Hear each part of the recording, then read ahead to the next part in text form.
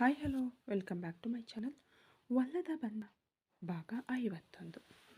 ವಿಕ್ರಮ್ ಮತ್ತೆ ಟೆಂಡರ್ ಬಗ್ಗೆ ಚಿಂತಿಸುತ್ತಿರುವುದನ್ನು ಕೇಳಿದ ಅಥರ್ವ ತನ್ನ ಕೋಪವನ್ನು ದೃಢವಾದ ನಿರ್ಧಾರವಾಗಿ ಬದಲಾಯಿಸಿದನು. ಪರವಾಗಿಲ್ಲ ಬಿಡು ವಿಕ್ರಮ್ ಎಂದನು. ವಿಕ್ರಮ್ ಆಯಾಸದಿಂದ, ಅಣ್ಣ ಪ್ಲೀಸ್, ಆ ಟೆಂಡರ್ ನನ್ನ ಜೀವ ಅಣ್ಣ, ನಾನು ಸೋಲಬಾರದು. 5 ಗಂಟೆಯ ಡೆಡ್ಲೈನ್ಗೆ ಇನ್ನೂ ಎಷ್ಟು ಸಮಯವಿದೆ ಎಂದನು. ಅಥರ್ವ ವಿಕ್ರಮ್ನ ಹಣೆಯ ಮೇಲೆ ಕೈಯಿಟ್ಟು, ಈಗ ಸಮಯ 4:15 ವಿಕ್ರಮ್, ನಿನಗೆ ಆಕ್ಸಿಡೆಂಟ್ ಆಗಿದ್ದು 3:45ಗೆ, ನಾವು ಹೊರಟು 4 ಗಂಟೆಯ ಸುಮಾರಿಗೆ ನಡೆದಿರಬೇಕು. ಟೆಂಡರ್ ಸಬ್ಮಿಟ್ ಮಾಡಲು ಇನ್ನೂ ಅರ್ಧ ಗಂಟೆ ಮಾತ್ರ ಇದೆ ಎಂದನು. ನಕ್ಷತ್ರ ಆತಂಕದಿಂದ, ಅಷ್ಟರಲ್ಲಿ ಹೇಗೆ ಸರ್, ಅಲ್ಲಿಗೆ ಹೋಗಿ ಫೈಲ್ಸ್ನಲ್ಲಿ ಏನಾದರೂ ಬದಲಾವಣೆಗಳು ಮಾಡಬೇಕಿದ್ದರೆ ಎಂದಾಗ ಅಥರ್ವ ಆವೇಶದಿಂದ ಎದ್ದು, ಯಾವ ಬದಲಾವಣೆಯೂ ಇಲ್ಲ, ಫೈಲನ್ನು ವಿಕ್ರಮ್ ಪಕ್ಕಾ ಆಗಿ ರೆಡಿ ಮಾಡಿದ್ದಾನೆ, ಇದು ಅವನ ಗುರಿ, ನನ್ನ ತಮ್ಮ ಆಸೆಪಟ್ಟ ಮೊದಲ ಗೆಲುವು ಇದು, ಈ ಟೆಂಡರ್ ನಮಗೆ ಸೇರಿದ್ದು ಎಂದವನು ಹಿಂತಿರುಗಿ ಆಲ್ವಿನ್ನ ಭದ್ರತಾ ಪಡೆಯನ್ನು ನೋಡಿದನು. ಅಥರ್ವ ದೃಢವಾದ ಧ್ವನಿಯಲ್ಲಿ, ಆಲ್ವಿನ್, ನೀನು ಮತ್ತು ನಿನ್ನ ಟೀಮ್ ಇಲ್ಲೇ ಇರಿ, ವಿಕ್ರಮ್ನ ಭದ್ರತೆಯೇ ಈಗ ನನಗೆ ಮುಖ್ಯ, ಕಾರ್ತಿಕನ್ನು ಇಲ್ಲೇ ನೋಡಿಕೊಳ್ಳಿ, ನಾನು ಹೊರಡುತ್ತೇನೆ, ನಕ್ಷತ್ರ ಕೂಡ ನನ್ನ ಜೊತೆ ಬರುತ್ತಿದ್ದಾಳೆ, ಡೆಡ್ಲೈನ್ ಒಳಗೆ ಟೆಂಡರ್ ಸಬ್ಮಿಟ್ ಆಗಬೇಕು ಎಂದನು. ನಕ್ಷತ್ರ, ನಾನು ಬರುತ್ತೇನೆ ಸರ್, ಫೈಲ್ಸ್ನಲ್ಲಿ ಏನಾದರೂ ಎಮರ್ಜೆನ್ಸಿ ಇದ್ದರೆ ನಾನು ನೋಡಿಕೊಳ್ಳುತ್ತೇನೆ ಅಂದಳು. ಅಥರ್ವ ವಿಕ್ರಮ್ ಕಡೆ ತಿರುಗಿ, ವಿಕ್ರಮ್, ಈ ಟೆಂಡರ್ನಲ್ಲಿ ನೀನು ಗೆಲ್ಲಬೇಕೆಂದು ಆಸೆಪಟ್ಟು ಹೊರಟೆ, ಅದು ಖಂಡಿತ ನೆರವೇರುತ್ತದೆ, ಇದು ಬರೀ ಬಿಸ್ನೆಸ್ ಅಲ್ಲ, ನನ್ನ ತಮ್ಮನನ್ನು ಮುಟ್ಟಿದವನಿಗೆ ನೀಡುವ ಮೊದಲ ತಿರುಗೇಟು, ಅದನ್ನು ಕೊಡಲು ನಾನು ಹೋಗುತ್ತಿದ್ದೇನೆ ಅಂದನು. ಅವನ ಕಣ್ಣುಗಳಲ್ಲಿ ಆಕ್ರೋಶ ಕಾಣುತ್ತಿತ್ತು. ನಕ್ಷತ್ರಳನ್ನು ಕರೆದುಕೊಂಡು ವೇಗವಾಗಿ ಹೊರಬಂದನು. ಅಥರ್ವ ತನ್ನ ಕಾರನ್ನು ಮಿಂಚಿನ ವೇಗದಲ್ಲಿ ಟೆಂಡರ್ ಕಚೇರಿಯತ್ತ ಓಡಿಸಿದನು. ನಕ್ಷತ್ರ ಆತಂಕದಿಂದ ಪಕ್ಕದ ಸೀಟಿನಲ್ಲಿ ಕುಳಿತಿದ್ದಳು. ನಕ್ಷತ್ರ, ಸರ್, ನೀವು ತುಂಬ ಕೋಪದಲ್ಲಿದ್ದೀರಿ, ಆದರೆ ಟೆಂಡರ್ ಆಫೀಸ್ನಲ್ಲಿ ಈ ಕೋಪವೆಲ್ಲ ಅಂದಳು. ಅಥರ್ವ ಹಲ್ಲು ಕಡಿಯುತ್ತಾ, ನೀನು ಸುಮ್ಮನಿರು ನಕ್ಷತ್ರ, ನನ್ನ ತಮ್ಮನ ಕನಸಿನ ಮೇಲೆ ಕೈ ಇಟ್ಟಿದ್ದಾರೆ, ಅವನ ಗುರಿಗಾಗಿ ನಾನು ಅಲ್ಲಿಗೆ ಹೋಗದಿದ್ದರೆ ನಾನು ಅಣ್ಣನೇ ಅಲ್ಲ, ಈ ಟೆಂಡರ್ನಲ್ಲಿ ನನ್ನ ತಮ್ಮನ ಶ್ರಮವಿದೆ, ಒಂದು ಆಕ್ಸಿಡೆಂಟ್ಗಾಗಿ ನಾನು ಅದನ್ನು ಕೈ ಬಿಡಲಾರೆ, ಈ ಟೆಂಡರ್ನಲ್ಲಿ ಅವರು ಸೋತರೆ ಅದೇ ಆ ಸೇಡು ತೀರಿಸಿಕೊಳ್ಳುವ ಗುಂಪಿಗೆ ಮೊದಲ ಹೊಡೆತ ಎಂದನು. ಆಗ ನಕ್ಷತ್ರ, ಸರ್, ಮಾಯಾ ಇಂಡಸ್ಟ್ರೀಸ್ ಬಗ್ಗೆ ನೀವು ಕೇಳಿದ್ದೀರಾ, ವಿಕ್ರಮ್ ಸರ್ ಕೂಡ ಅವರೇ ಪ್ರತಿಸ್ಪರ್ಧಿ ಎಂದು ಹೇಳಿದ್ದರು, ಅವರು ತುಂಬ ಸ್ಟ್ರಾಂಗ್ ಆಗಿ ಬಿಡ್ ಮಾಡಿದ್ದಾರಂತೆ ಎಂದಳು. ಅಧಿಕಾರಯುತವಾದ ಒಂದು ಮುಗುಳ್ನಗುವನ್ನು ಬೀರಿದ ಅಥರ್ವ, ಸ್ಟ್ರಾಂಗಾ? ಈ ಪ್ರಪಂಚದಲ್ಲಿ ಅಥರ್ವ ವರ್ಮನಿಗಿಂತ ಯಾರೂ ಸ್ಟ್ರಾಂಗ್ ಆಗಿರಲು ಸಾಧ್ಯವಿಲ್ಲ, ಅವರ ಟೆಂಡರ್ ಬಗ್ಗೆ ನನಗೆ ಗೊತ್ತು, ವಿಕ್ರಮ್ ಫೈಲನ್ನು ತನ್ನ ರೂಮ್ನಲ್ಲಿ ಇಟ್ಟಿದ್ದನು, ನಾನು ಮೊದಲೇ ಎಲ್ಲವನ್ನೂ ಅನಲೈಸ್ ಮಾಡಿದ್ದೇನೆ, ಅವನು ಅಂತಿಮವಾಗಿ ವರ್ಮನ್ ಗ್ರೂಪ್ ಎಂದಿಗೂ ಸೋಲುವುದಿಲ್ಲ, ಅದು ಒಂದು ಟೆಂಡರ್ನಲ್ಲಿ ಅಲ್ಲ ಎಂದು ಒತ್ತಿ ಹೇಳಿ ಟೆಂಡರ್ ಕಚೇರಿಯನ್ನು ತಲುಪಿದನು. ಸಮಯ 4:55ಕ್ಕೆ. ಟೆಂಡರ್ ಕಚೇರಿಯ ಅತಿ ದೊಡ್ಡ ಮೀಟಿಂಗ್ ಹಾಲ್ನಲ್ಲಿ ಅಂತಿಮ ಕೊಡುಗೆಗಳನ್ನು ಸಲ್ಲಿಸುವ ಭರಾಟೆ ನಡೆದಿತ್ತು. ಟೈಮರ್ 5 ನಿಮಿಷಗಳಲ್ಲಿ ಮುಗಿಯಲು ಸಿದ್ಧವಾಗಿತ್ತು. ಮಾಯಾ ಚೂಪಾದ ಬಿಸಿನೆಸ್ ಉಡುಪಿನಲ್ಲಿ ಗಾಂಭೀರ್ಯದಿಂದ ಕುಳಿತಿದ್ದಳು. ಅವಳ ಮುಖದಲ್ಲಿ ಗೆಲುವಿನ ಹೆಮ್ಮೆಯ ನಿರೀಕ್ಷೆ ಎದ್ದು ಕಾಣುತ್ತಿತ್ತು. ಅವಳ PA ಕನ್ನಿಕಾ, ಹಣಕಾಸು ಮುಖ್ಯಸ್ಥ ಸೆಲ್ವಂ ಹಾಗೂ ತಾಂತ್ರಿಕ ವಿಭಾಗದ ಮುಖ್ಯಸ್ಥ ಕುಮಾರ್ ಕೂಡ ಪಕ್ಕದಲ್ಲಿದ್ದರು. ಒಟ್ಟು ಟೆಂಡರ್ ಸ್ಪರ್ಧೆಯಲ್ಲಿ ಸುಮಾರು 15 ಕಂಪನಿಗಳಿದ್ದರೂ ವರ್ಮನ್ ಗ್ರೂಪ್ ಮಾತ್ರ ಮಾಯಾಳಿಗೆ ನಿಜವಾದ ಪ್ರತಿಸ್ಪರ್ಧಿ. ಕುಮಾರ್ ತೃಪ್ತಿಯಿಂದ ಗುಣಗುಣಿಸುತ್ತಾ, ವರ್ಮನ್ ಗ್ರೂಪ್ ಇನ್ನೂ ಬಂದಿಲ್ಲ, ಅವರು ಸಬ್ಮಿಟ್ ಮಾಡಿಲ್ಲ ಎನ್ನಿಸುತ್ತದೆ ಎಂದನು. ಮಾಯಾ ಲಘುವಾಗಿ ನಕ್ಕು, ಸ್ಪರ್ಧೆಯಿಂದ ಹಿಂದೆ ಸರಿದರ ಅಥರ್ವನೇ ಹೆದರಿಬಿಟ್ಟರೆ ಅವನ ತಮ್ಮ ವಿಕ್ರಮ್ ವರ್ಮನ್ ಪರಿಸ್ಥಿತಿ ಏನು ಎಂದು ಸೇಡಿನ ಭಾವನೆ ಅವಳ ಮಾತುಗಳಲ್ಲಿ ಪ್ರತಿಧ್ವನಿಸಿತು. ಅವಳ ಮನಸ್ಸಿನಲ್ಲಿ ಈಗಲೂ ವಿಕ್ರಮ್ ವರ್ಮನ್ ಒಬ್ಬ ದುರ್ಬಲ ಪ್ರತಿಸ್ಪರ್ಧಿ ಎಂಬ ಎಣಿಕೆಯೇ ಇತ್ತು. ಸರಿಯಾಗಿ 4:58ಕ್ಕೆ ಬಾಗಿಲು ತೆರೆದು ಅಥರ್ವ ಗಾಂಭೀರ್ಯದಿಂದ ಪ್ರವೇಶಿಸಿದನು. ಅವನ ಮುಖ ಕೆಂಪಾಗಿತ್ತು, ಕೋಪದಿಂದ ಕಣ್ಣುಗಳು ಮಿಂಚುತ್ತಿದ್ದವು. ಅವನ ಪಕ್ಕದಲ್ಲಿ ಟೆಂಡರ್ ಫೈಲ್ಗಳನ್ನು ಹಿಡಿದು ನಕ್ಷತ್ರ ನಿಂತಿದ್ದಳು. ಮಾಯಾ ಅಥರ್ವನನ್ನು ಕಂಡು ಆಘಾತಗೊಳಗಾದಳು. ಅವನನ್ನು ಅವಳು ಸ್ವಲ್ಪವೂ ನಿರೀಕ್ಷಿಸಿರಲಿಲ್ಲ. ಅವಳ ಮುಖವು ಹಠಾತ್ತನೆ ಕೋಪದಿಂದ ಬಿಗಿಯಾಯಿತು. ಅಥರ್ವ ಮಾಯಾಳನ್ನು ಲೆಕ್ಕಿಸದೆ ನೇರವಾಗಿ ಸಬ್ಮಿಟ್ ಮಾಡುವ ಟೇಬಲ್ನತ್ತ ಹೋಗಿ ತಮ್ಮ ಸೀಲ್ ಮಾಡಲಾದ ಟೆಂಡರ್ ಆಫರನ್ನು ನೀಡಿದನು. Atharva, Varman group of companies final offer. ಸಮಯ 4:59. ಟೆಂಡರ್ ಅಧಿಕಾರಿ ದಾಖಲೆಗಳನ್ನು ಪಡೆದುಕೊಂಡರೂ ಸರಿಯಾಗಿ 5 ಗಂಟೆಗೆ ಸಬ್ಮಿಟ್ ಮಾಡುವ ಕೊಠಡಿಯ ಬಾಗಿಲು ಮುಚ್ಚಲಾಯಿತು.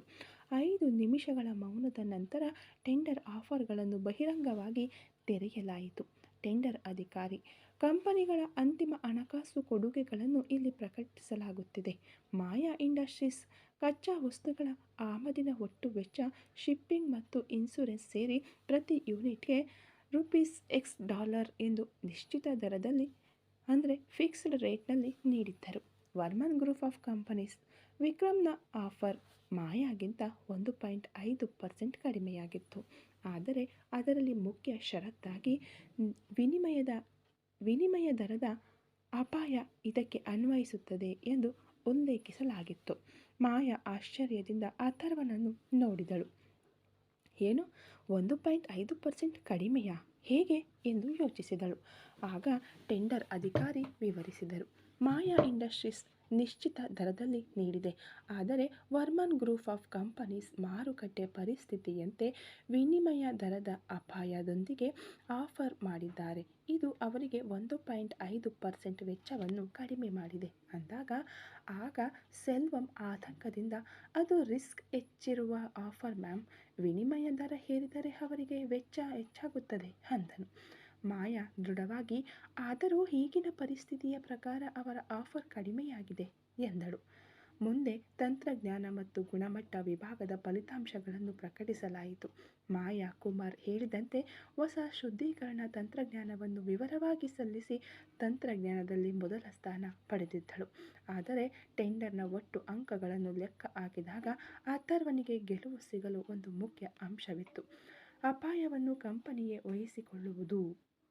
ಅಥರ್ವ, ವಿಕ್ರಮ್ನ ಆಫರ್ನಲ್ಲಿರುವ ವಿನಿಮಯ ದರದ ಅಪಾಯದಿಂದ ಉಂಟಾಗುವ ಯಾವುದೇ ಹಣಕಾಸು ನಷ್ಟವನ್ನು ವರ್ಮನ್ ಗ್ರೂಪ್ ತಾವೇ ವಹಿಸಿಕೊಳ್ಳುವುದಾಗಿ ಒಂದು ಕಾನೂನುಬದ್ಧ ಗ್ಯಾರಂಟಿಯನ್ನು ತುರ್ತಾಗಿ ಲಗತ್ತಿಸಿದನು. ಈ ಗ್ಯಾರಂಟಿ ಕಡಿಮೆ ಬೆಲೆಯಲ್ಲಿರುವ ರಿಸ್ಕ್ ಅನ್ನು ಕಡಿಮೆ ಮಾಡಿತು. ಹಣಕಾಸು ಕೊಡುಗೆ. ವರ್ಮನ್ ಗ್ರೂಪ್ ನೀಡಿದ ಕಡಿಮೆ ಹಣಕಾಸು ಕೊಡುಗೆ ಮತ್ತು ಅದಕ್ಕಿರುವ ಸಂಪೂರ್ಣ ಅಪಾಯದ ಗ್ಯಾರಂಟಿ ಒಟ್ಟು ಅಂಕಗಳನ್ನು ಹೆಚ್ಚಿಸಿತು. ಟೆಂಡರ್ ಅಧಿಕಾರಿ, ಒಟ್ಟು ಅಂಕಗಳ ಆಧಾರದ ಮೇಲೆ ಜಾಗತಿಕ ಕಚ್ಚಾ ವಸ್ತುಗಳನ್ನು ಆಮದು ಮಾಡಿಕೊಳ್ಳುವ ಈ ಒಪ್ಪಂದವನ್ನು ವರ್ಮನ್ ಗ್ರೂಪ್ ಆಫ್ ಕಂಪನೀಸ್ಗೆ ನೀಡಲಾಗುತ್ತಿದೆ ಅಂದಾಗ ಮಾಯಾ ಆಘಾತ ಮತ್ತು ನಿರಾಸೆಯಿಂದ ಹಾಗೆಯೇ ಕಲ್ಲಿನ ಪ್ರತಿಮೆಯಂತೆ ಕುಳಿತಿದ್ದಳು. ಅಥರ್ವ ಮಾಯಾ ಇರುವ ದಿಕ್ಕಿನತ್ತ ತಿರುಗಿದನು. ಅವನ ಮುಖದಲ್ಲಿ ಅಧಿಕಾರ ಮತ್ತು ಗೆಲುವಿನ ಸಂಭ್ರಮ ಕಾಣುತ್ತಿತ್ತು. ಮಾಯಾ ಆವೇಶದಿಂದ ಎದ್ದು, ಇದು ಅನ್ಯಾಯ. ನಿಮ್ಮ ಟೆಂಡರ್ ಆಫರ್ನಲ್ಲಿ ರಿಸ್ಕ್ ಇದೆ. ಅದನ್ನು ಏಕೆ ಒಪ್ಪಿಕೊಂಡಿರಿ ಎಂದಳು. ಅಥರ್ವ ನಿಧಾನವಾಗಿ, ಗಾಂಭೀರ್ಯದಿಂದ, ರಿಸ್ಕ್ ಇದೆಯಾ? ಈ ಪ್ರಪಂಚದಲ್ಲಿ ರಿಸ್ಕ್ ತೆಗೆದುಕೊಳ್ಳಲು ಧೈರ್ಯ ಮಾಡಿದವನಿಗೆ ಮಾತ್ರ ಗೆಲುವು ಸಿಗುತ್ತದೆ. ನಮ್ಮ ಕಂಪನಿ ಬೆಲೆಯಲ್ಲಿ 1.5% ರಿಯಾಯಿತಿ ಮತ್ತು ಅದಕ್ಕೆ ಸಂಪೂರ್ಣ ರಿಸ್ಕ್ ಗ್ಯಾರಂಟಿಯನ್ನು ನೀಡಿದೆ. ಇದು ನನ್ನ ತಮ್ಮನ ಶ್ರಮ. ಪ್ರತಿಸ್ಪರ್ಧಿಯೇ ಅವನಿಗೆ ಆದ ಒಂದು ಅಪಘಾತಕ್ಕಾಗಿ ಇದನ್ನು ಕೈಬಿಡಲು ನಾನು ದಡ್ಡನಲ್ಲ ಎಂದು ಒತ್ತಿ ಹೇಳಿದನು. ಅಥರ್ವ ಅಪಘಾತದ ಬಗ್ಗೆ ಪ್ರಸ್ತಾಪಿಸಿದ್ದನ್ನು ಕೇಳಿ ಮಾಯಾ ಇನ್ನಷ್ಟು ರೊಚ್ಚಿಗೆದ್ದಳು. ಅವಳಿಗೆ ಆಗಷ್ಟೇ ವಿಷಯ ಅರ್ಥವಾಯಿತು. ವಿಕ್ರಮ್ ವರ್ಮನ್ ಅಪಘಾತದಲ್ಲಿ ಸಿಲುಕಿದ್ದಾನೆ ಅಂತ. ಮಾಯಾ, ನಿನ್ನ ತಮ್ಮನ ಶ್ರಮ, ಅದಕ್ಕಾಗಿಯೇ ಈ ಟೆಂಡರ್ಗಾಗಿ ಇಷ್ಟು ಹುಚ್ಚುತನದಿಂದ ಹೋರಾಡುತ್ತಿದ್ದೀರಾ? ನನ್ನ ಮೇಲೆ ಸೇಡು ತೀರಿಸಿಕೊಳ್ಳಲೇ ನೀವು ಈ ಬೆಲೆಯನ್ನು ನಿಗದಿ ಮಾಡಿದ್ದೀರಿ ಎಂದು ಕಿರುಚಿದಳು. ಅಥರ್ವ ಅವಳನ್ನು ಸೂಕ್ಷ್ಮವಾಗಿ ನೋಡಿದನು. ಸೇಡು ತೀರಿಸಿಕೊಳ್ಳುವುದಾ?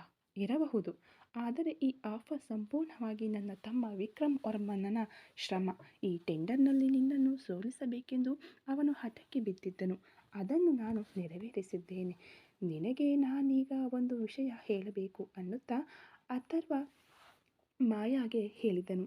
ಈ ಆಕ್ಸಿಡೆಂಟ್ ಸುಮ್ಮನೆ ನಡೆದಿಲ್ಲ. ಇದು ಖಂಡಿತವಾಗಿಯೂ ಒಂದು ಯೋಚಿತ ಕೊಲೆಯ ಯತ್ನ.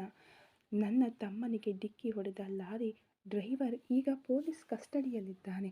ನನ್ನ ತಮ್ಮನ ಕಾಲು ಮುರಿದು ಹಾಸ್ಪಿಟಲ್ನಲ್ಲಿದ್ದಾನೆ. ಈ ಧೈರ್ಯದ ಕೃತ್ಯದ ಹಿಂದೆ ಯಾರಿದ್ದಾರೆಂದು ನನಗೆ ಗೊತ್ತು ಅಂದಾಗ ಮಾಯಾಳ ಎದೆಯಲ್ಲಿ ಏನೋ ಅಪ್ಪಳಿಸಿದಂತಾಯಿತು. ವಿಕ್ರಮ್ ವರ್ಮನ್ ಅಪಘಾತದಲ್ಲಿ ಸಿಲುಕಿದ್ದಾನಾ ಎಂದು ಯೋಚಿಸುತ್ತಾ ಕುಮಾರ್ ಕಡೆ ನೋಡಿದಳು. ಅವನ ಮುಖ ಬೆವರಿನಿಂದ ತೊಯ್ದಿತ್ತು. ಮತ್ತೆ ಮುಂದುವರೆಸಿದ ಅಥರ್ವ, ಈ ಟೆಂಡರ್ ಗೆಲುವು ನನ್ನ ತಮ್ಮನ ಗುರಿಗಾಗಿ ಮಾತ್ರವಲ್ಲ, ನನ್ನ ತಮ್ಮನಿಗೆ ಅಪಘಾತ ಮಾಡಿದ ಕ್ರಿಮಿನಲ್ಗೆ ನಾನು ನೀಡುವ ಮೊದಲ ತಿರುಗೇಟು. ಇದನ್ನು ನೆನಪಿನಲ್ಲಿಟ್ಟುಕೋ ಅನ್ನುತ್ತಾ ಅಥರ್ವ ಕೋಪದಿಂದ ಮಾತನಾಡಿ ಗೆಲುವಿನ ಉತ್ಸಾಹದೊಂದಿಗೆ ನಕ್ಷತ್ರಾಳ ಜೊತೆ ಕೊಠಡಿಯಿಂದ ಹೊರನಡೆದನು. ಮಾಯಾ ಆಘಾತ, ಕೋಪ ಮತ್ತು ಆಕ್ರೋಶದಿಂದ ಸೋಫಾದ ಮೇಲೆ ಕುಸಿದಳು. ಅಥರ್ವ ತನ್ನ ತಮ್ಮನ ಅಪಘಾತಕ್ಕೆ ಇವಳ ಮೇಲೆಯೇ ಅನುಮಾನಪಟ್ಟು ತನ್ನನ್ನು ಅವಮಾನಿಸಿ ಟೆಂಡರ್ ಗೆದ್ದು ಬಿಟ್ಟಿದ್ದಾನೆ. ಮಾಯಾಳ ಸೇಡಿನ ದಾಹ ಈಗ ಅಥರ್ವನ ಮೇಲೆ ಮತ್ತು ಇಡೀ ವರ್ಮನ್ ಗ್ರೂಪ್ ಮೇಲೆ ಹಲವು ಪಟ್ಟು ಹೆಚ್ಚಾಯಿತು.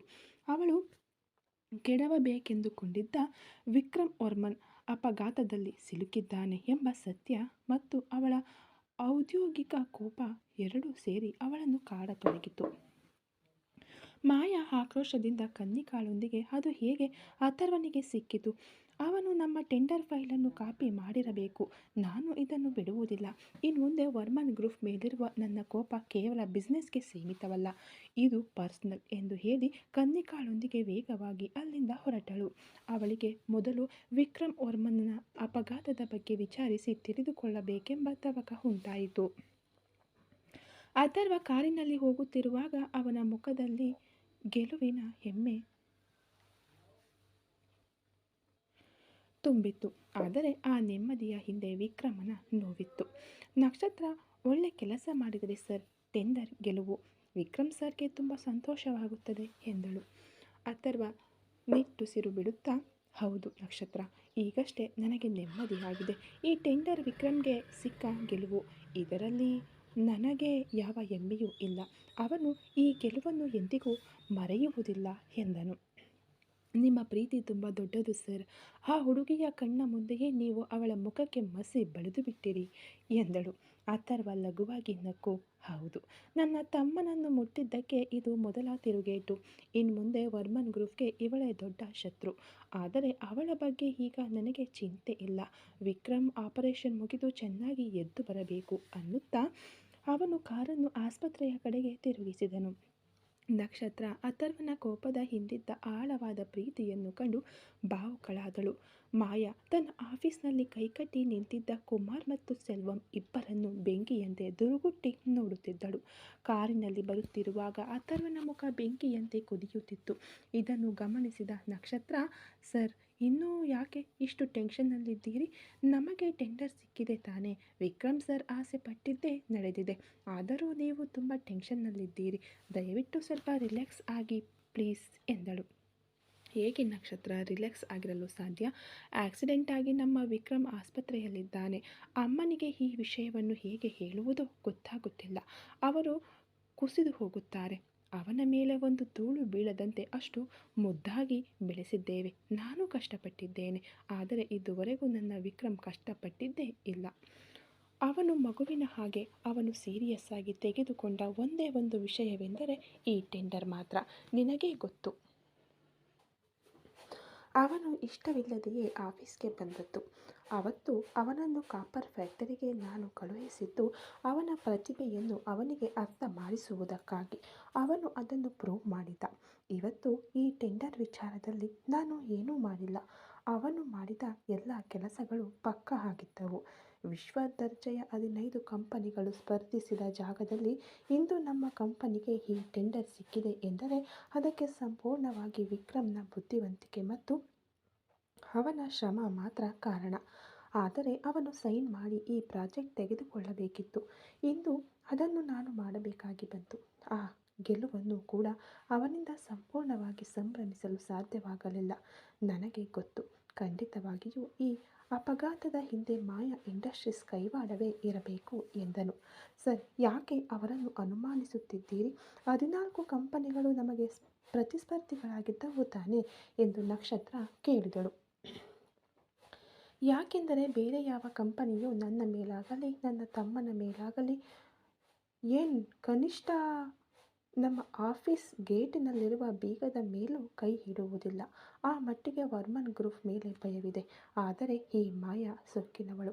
ವರ್ಮನ್ ಗ್ರೂಪ್ಸ್ ಕಂಪನಿಯೊಳಗೆ ಬಂದು ಚೇರ್ಮನ್ ಕಾರಿಗೆ ಬೆಂಕಿ ಹಚ್ಚುವ ಧೈರ್ಯ ಯಾರಿಗೆ ಬರುತ್ತದೆ? ಆದರೆ ಅವಳು ಅದನ್ನು ಮಾಡಿದಳು. ಅವಳನ್ನು ಸುಮ್ಮನೆ ಬಿಡಬಾರದು. ಸರಿಯಾಗಿ ಬುದ್ಧಿ ಕಲಿಸಬೇಕು. ಹೆಣ್ಣು ಮಗಳು ಎಂದು ಸ್ವಲ್ಪ ಸುಮ್ಮನಿದ್ದರೆ ಮಿತಿ ಮೀರಿ ಹೋಗುತ್ತಿದ್ದಾಳೆ. ಇದೆಲ್ಲ ಅವಳ ಅಪ್ಪ ಮತ್ತು ಅಣ್ಣ ಕೊಡುವ ಧೈರ್ಯದಿಂದಲೇ ಇರಬೇಕು. ಆ ಆದಿಶೇಷನ್ಗೆ ಡೆಲ್ಲಿಗೆ ಹೋಗಿ ಪಾಠ ಕಲಿಸಿ ಬಂದಿದ್ದೆ. ಆದರೂ ಇಷ್ಟು ದೂರ ಬಂದಿದ್ದಾನೆ. ಈಗಲೇ ನಾನು ಅವನಿಗೆ ಕಾಲ್ ಮಾಡುತ್ತೇನೆ ಎಂದು ಕಾರನ್ನು ಬದಿಗೆ ನಿಲ್ಲಿಸಿ ಆದಿಶೇಷನ್ಗೆ ಕರೆ ಮಾಡಿದನು ಅಥರ್ವ. ತಕ್ಷಣ ಕರೆ ಸ್ವೀಕರಿಸಿದ ಆದಿಶೇಷನ್, ಹಲೋ, ಹೇಳಿ ಮಿಸ್ಟರ್ ಅಥರ್ವ ಎಂದ.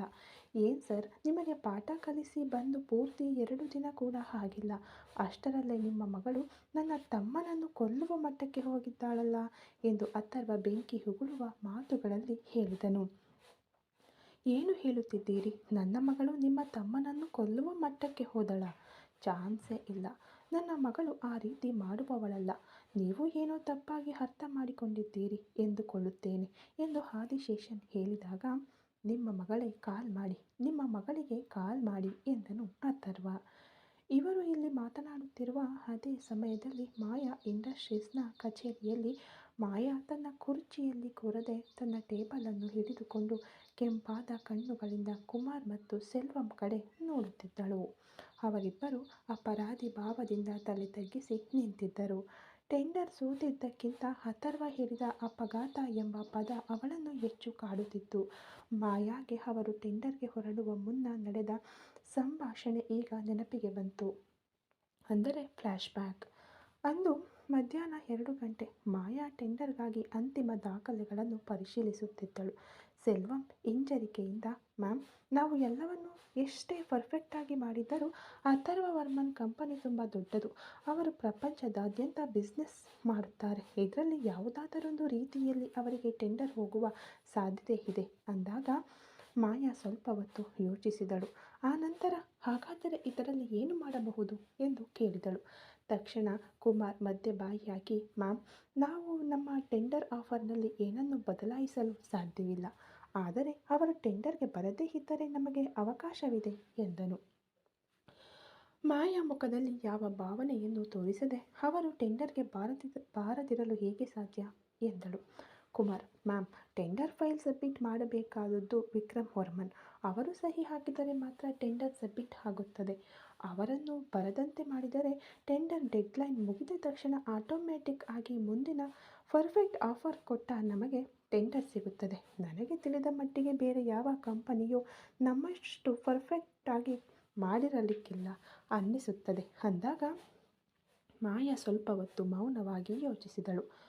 ಅವಳ ಕಣ್ಣುಗಳಲ್ಲಿದ್ದ ಅಥರ್ವನನ್ನು ಸೇಡು ತೀರಿಸಿಕೊಳ್ಳುವ ದ್ವೇಷ ಒಂದು ಕ್ಷಣ ಮಾನವೀಯತೆಯನ್ನು ಮರೆಯುವಂತೆ ಮಾಡಿತು. ದೃಢವಾಗಿ, ಸರಿ, ಏನು ಮಾಡಬೇಕು ನೋಡಿ ಮಾಡಿ, ಆದರೆ ಯಾವುದೇ ಸಮಸ್ಯೆ ಬರಬಾರದು. ನಾನು ಬಿಸ್ನೆಸ್ನಲ್ಲಿ ಮಾತ್ರ ಗೆದ್ದು ಸೇಡು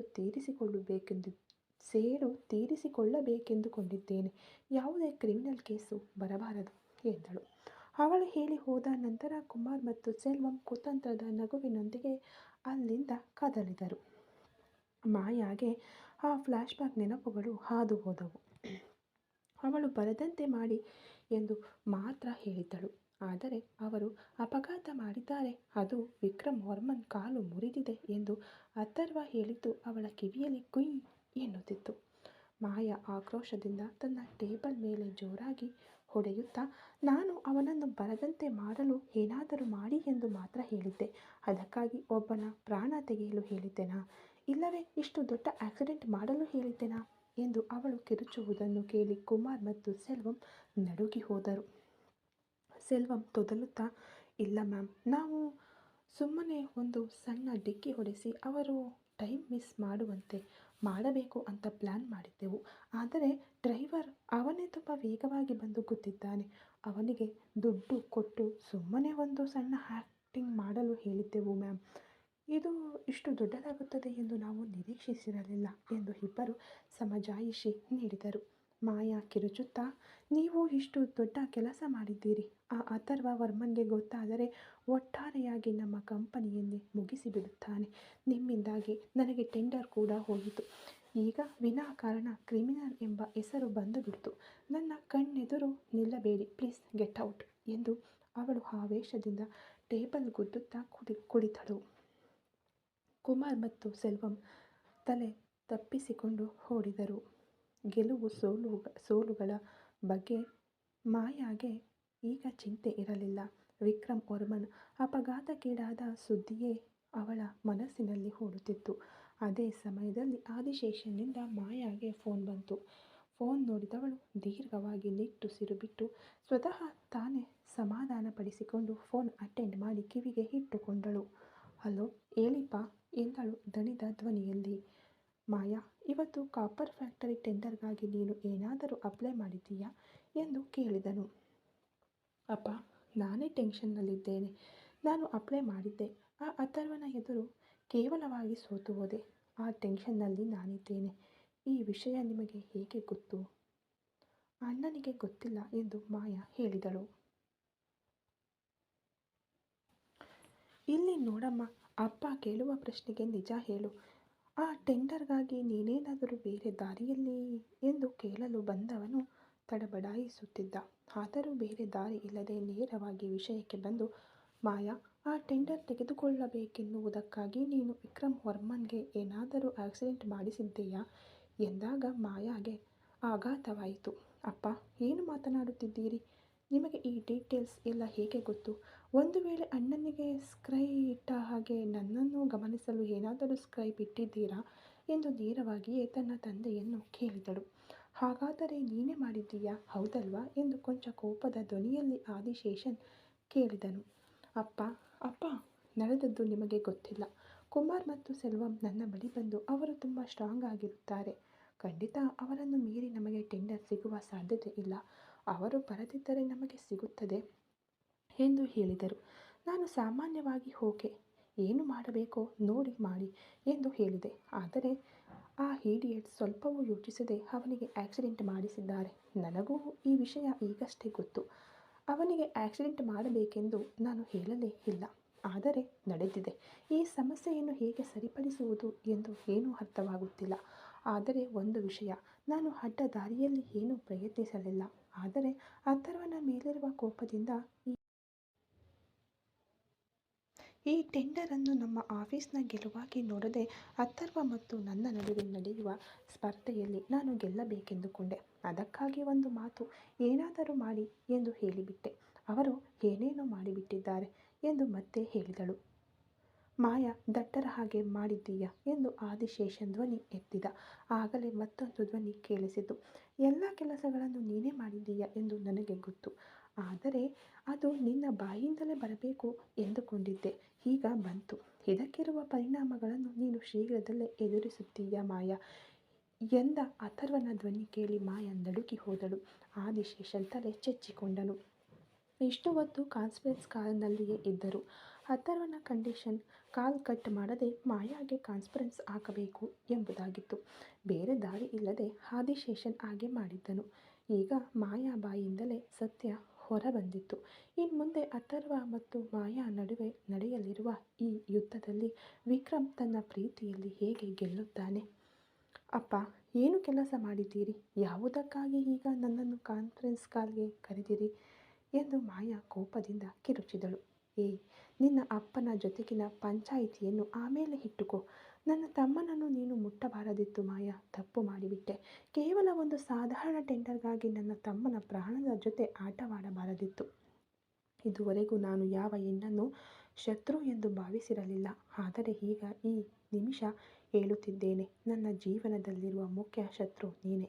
ನನ್ನ ತಮ್ಮ ನೋವಿನಲ್ಲಿ ಹೇಗೆ ಒದ್ದಾಡುತ್ತಿದ್ದಾನೋ ಅದಕ್ಕಿಂತ ಹಲವು ಪಟ್ಟು ನಿನ್ನನ್ನು ಒದ್ದಾಡುವಂತೆ ಮಾಡುತ್ತೇನೆ. ಇನ್ನು ನಿನ್ನ ಅಪ್ಪ ಇಲ್ಲ, ನಿನ್ನ ಅಣ್ಣ ಇಲ್ಲ, ಆ ದೇವರೇ ಬಂದರೂ ನಿನ್ನನ್ನು ನನ್ನಿಂದ ಕಾಪಾಡಲು ಸಾಧ್ಯವೇ ಇಲ್ಲ. ಯಾಕಪ್ಪ ವಿಕ್ರಮ್ ಮೇಲೆ ಕೈ ಇಟ್ಟೆ ಎಂದು ನೀನು ಒದ್ದಾಡಬೇಕು, ಒದ್ದಾಡಿಸುತ್ತೇನೆ ಎಂದವನು.